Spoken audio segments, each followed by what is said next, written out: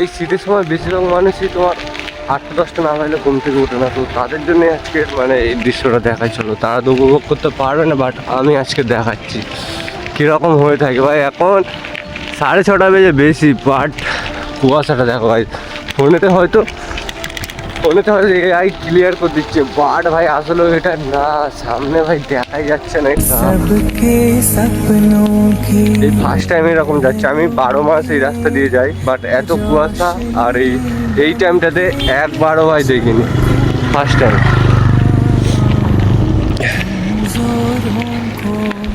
তোমাদের ভিডিও দেখানোর জন্য আমি যদি ভাই অর্ধেক রাস্তাতে যদি বরফ হয়ে পড়ে থাকি, বেলার দিকে দুপুরের দিকে এসে কেউ আমাকে মুক্ত করে দিও গাইস।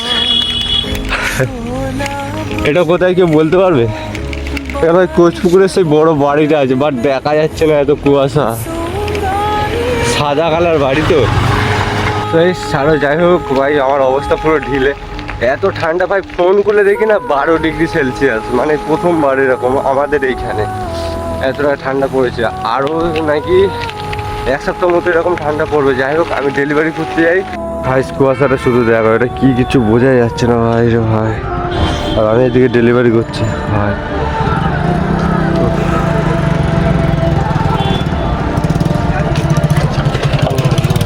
এখন বাজে ঘড়ি কাটে 7:10, তাও এত জোর ভাই কুয়াশা। আজকে সারাদিন কি হবে ভাই কেউ জানে না।